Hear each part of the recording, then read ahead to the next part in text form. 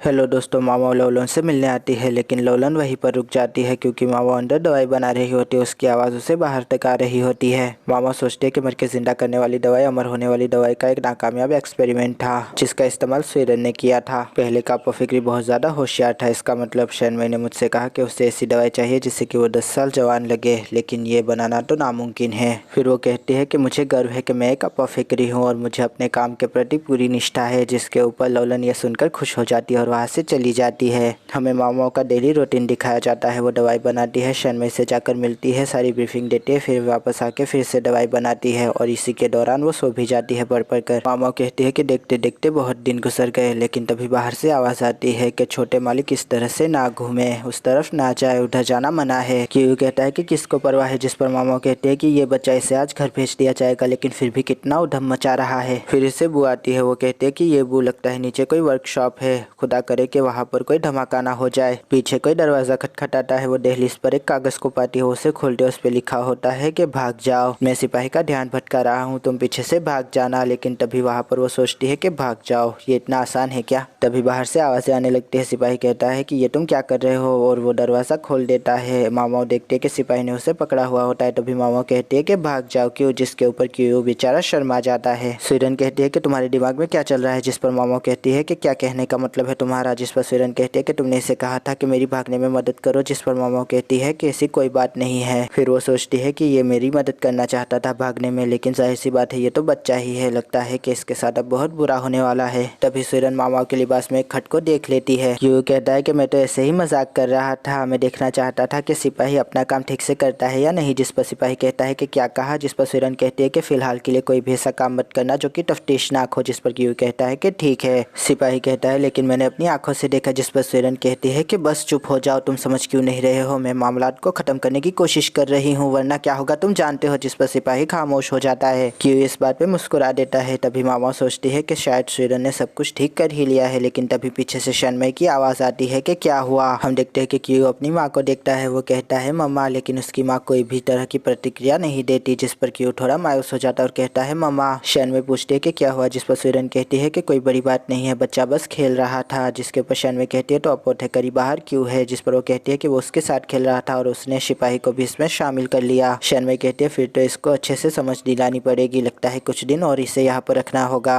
अब ये यहाँ पर कुछ हफ्ते और रहेगा और मैं खुद इसकी ट्रेनिंग करूंगी। जिस पर स्वीडन कहती है कि ये बस एक बच्चा है। जिस पर शनमई कहती है तो क्या हुआ। स्वीडन इस बात पर कहती है कि वो बस एक बच्चा है, उसने कुछ भी गलत नहीं किया। जिस पर शनमई सिपाही से पूछती है कि तुम बताओ सिपाही। जिस पर सिपाही कहता है कि नहीं नहीं, कुछ भी गलत नहीं हुआ। जिस पर शनमई कहती है कि मुझे इस बात पर भरोसा नहीं हो रहा, तुम्हारी कोताही के बस तुम्हें ठंडे पानी के होश में डाला जाएगा आज। जिसके ऊपर सिपाही कहता है कि नहीं ऐसा ना करे। जिस पर मामा सोचती है कि ये सब कुछ बकवास है, कोई फर्क नहीं पड़ता कि कोई दोषी है या नहीं, ये औरत बस मजा लेना चाहती है दूसरों को तकलीफ देकर। शायद मुझे कुछ करना चाहिए जिससे कि सिपाही और क्यू बच जाए, लेकिन इससे मैं तकलीफ में पड़ जाऊंगी। लेकिन फिर भी शनमई कहती है कि अगर तुम दोनों ने वजूहत नहीं बताई तो मैं तुम दोनों को सजा दूंगी। जिसके ऊपर मामा कहती है कि पागल बेवकूफ बुढ़िया। ये सुनकर शनमई का पारा चढ़ जाता है। वो पंखे से मामा को एक लगाती है और कहती है कि बेवकूफ छोटी लड़की। मामा सोचती है कि मैं पागल हूँ। फिर वो कहती है कि मैंने कहा था कि उसे कि ये सब कुछ करे। ये सुनकर शनमई हैरान हो जाती है। मामा कहते हैं कि मैं बस भागना चाहती थी, इसलिए मैंने बच्चे को झूठ बोल के अपने हिसार में ले लिया। तभी शनमई उसे एक और लगाती है और कहते हैं कि तुम एक बेकार अपोफिक्री हो, तुम्हें तो सजा मिलनी ही चाहिए। वो सिपाही से कहते हैं कि इसे ठंडे पानी के होश में डाल दो। मामा सोचती है कि मैंने सच में बेवकूफ़ी कर दी, मुंह बंद ही रखना चाहिए था, ठंडा पानी इतनी ठंडी में।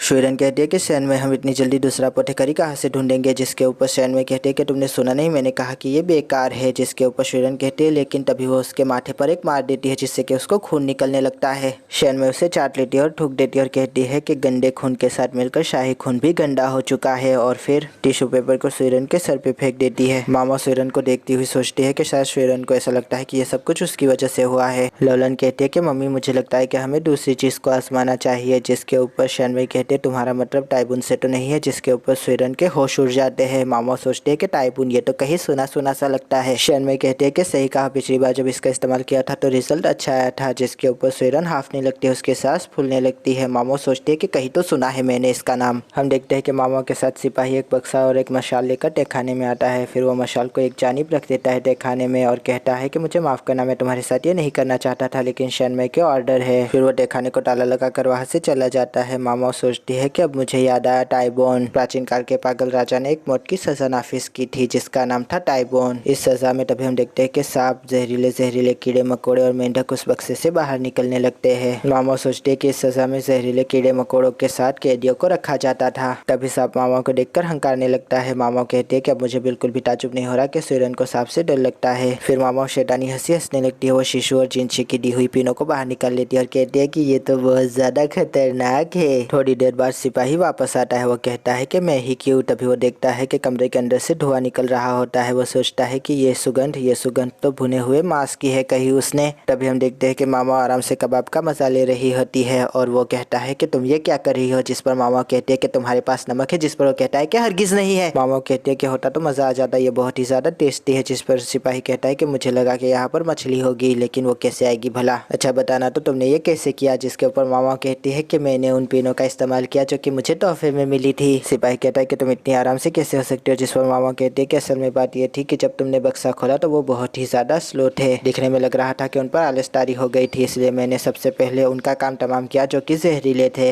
इसके अलावा मेरे पास कुछ जड़ी बूटियां थी जिनको जलाकर मैंने राख को चारों ओर बिछा दिया, जिससे कि सारे कीड़े मकोड़े मर गए। तभी सिपाही कहता है कि मैं खामखाई यहाँ पर आया। जिस पर मामा पूछते हैं कि तुम यहाँ पर क्यों आए हो। जिस पर सिपाही कहता है कि मुझे सूरन ने भेजा है। वैसे तो पहले मैंने मना कर दिया था, लेकिन फिर मुझे उस बच्चे ने एक कीमती पत्थरों वाला हार दिया जिसके ऊपर मैं मना नहीं कर पाया। उन्होंने कहा कि जल्द से जल्द मैं तुम्हें आजाद कर दूं। जिस पर मामा पूछते हैं क्यों। जिस पर सिपाही कहता है कि असल में बात यह है कि दूर से धुआं नजर आया था। सिपाही ने कहा कि गांव की तरफ से बड़ी सी सेना इधर ही आ रही है, वो राजा की सेना है और मैं तो यहाँ से भाग रहा हूँ। वैसे भी यहाँ पर बहुत सारे बहादुर सिपाही है, उनको पता नहीं चलेगा कि मैं यहाँ पर नहीं हूँ। और नीचे हरगिज मत जाना, वहाँ पर गन पाउडर बनता है, उधर बहुत सारे लोग काम कर रहे हैं, उधर जाओगी तो पकड़ी जाओगी। तभी मामा कहते हैं कि आपका शुक्रिया, अब मेरा रास्ता मुझे चुनने दे। जिस पर वो कहता है कि उधर कहाँ जा रही हो, मैंने तुम्हें मना किया है ना। हम देखते हैं कि गन पाउडर बनाने का काम जोरों शोर से चल रहा होता है। तभी मामा कहते हैं कि मुझे तो लगा था कि यहाँ पर सिर्फ गन पाउडर बन रहा है, लेकिन ये धुआं तो जहरीला है। इसके ऊपर इतने नजदीक आग जलाई जा रही है, पता नहीं ये लोग पागल है क्या। तभी मामा को कदमों की आहट सुनाई देती है। वो पीछे मुड़ के देखती है तो देखते है कि वहाँ से शिशु आ रही होती है, या यूं कहे लौलन आ रही होती है। लौलन कहती है कि रुक जाओ और भागो यहाँ से।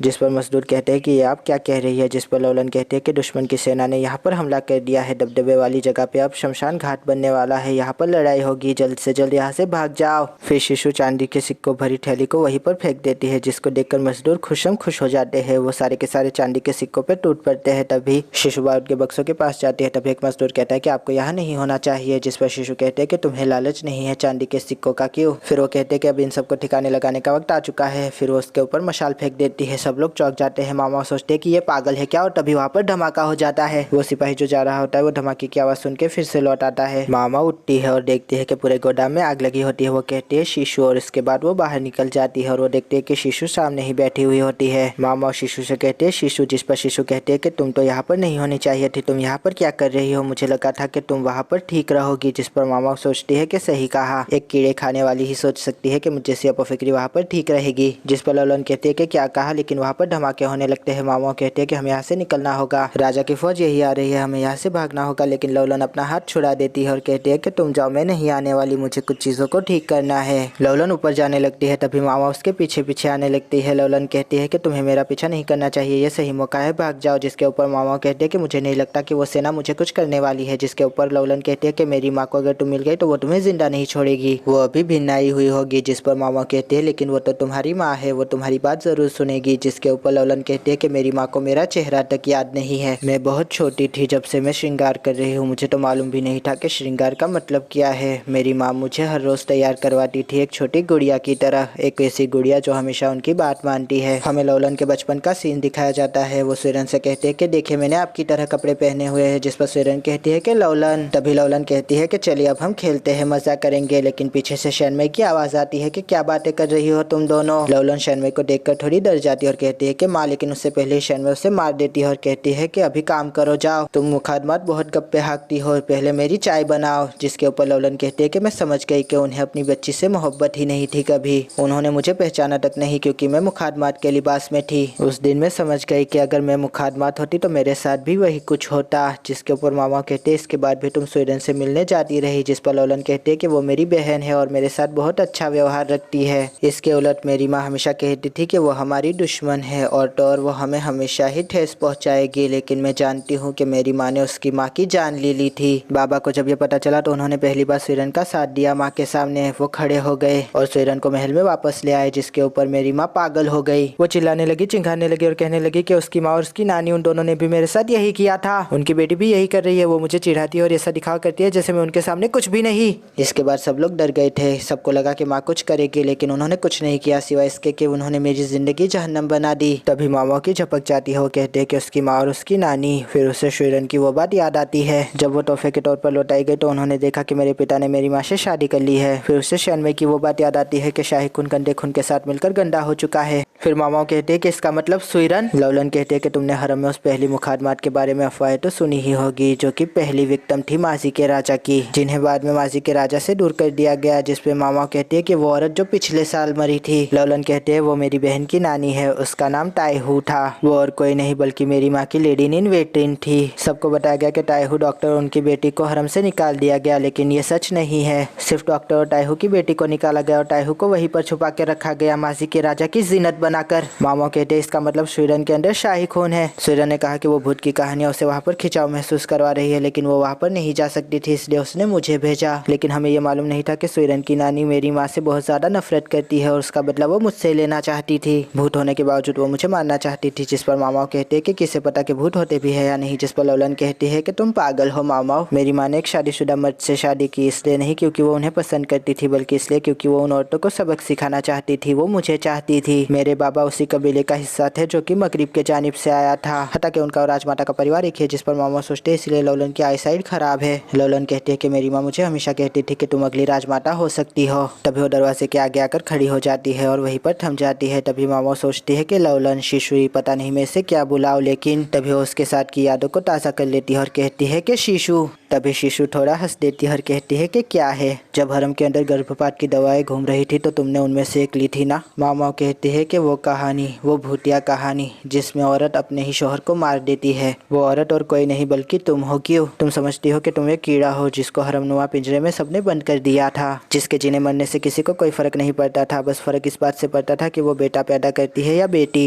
लेकिन तुम राजा के पास नहीं रहना चाहती थी। बासी जामुनों से सजी लालटेन। शिशु कहती है कि माओ तुम बहुत ज़्यादा तेज़ हो, लेकिन इसलिए मैं तुम्हें यहाँ पर नहीं लेकर आना चाहती थी। हम देखते हैं कि कमरे में क्यू और उसके दोस्त सो रहे होते हैं। तभी मामा क्यू के पास आती है और कहती है कि ये ज़मीन पे क्यों सोया हुआ है, बहुत गहरी नींद में लगता है। लेकिन जैसे ही वो उसको उठाती है उसके मुँह से लार निकल रही होती है। वो बच्चों को देखती है, सभी के मुँह से लार निकल रही होती है। शिशु कहती है कि ये खूबसूरत नहीं है ना। मामा प्यालों को देखती है। वो शिशु से कहती है कि तुमने क्या किया, तुमने इन्हें जहर दिया। जिसके ऊपर शिशु खामोशी से उन बच्चों के पास आ जाती है। वो उस बच्चे के गाल पर उंगली फिराती है और कहती है कि ये तो दवा थी। जिसके ऊपर मामा गुस्सा हो जाती है। वो उसे मारने जाती है लेकिन खुद को रोक लेती है। जो हमने किया है उसके बाद हमारे करतूतों की सज़ा बस मौत है।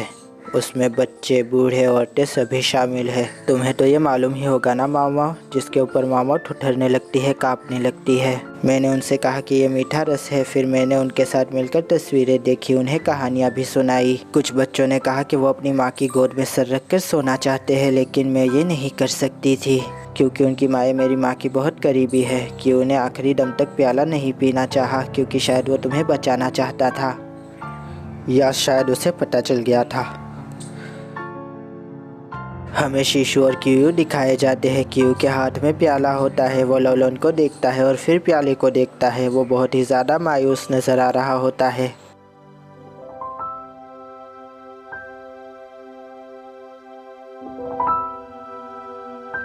फिर उसने हल्के से अपनी मुस्कुराहट को मेरे सामने आया किया और एक ही झटके में वो प्याला पी गया।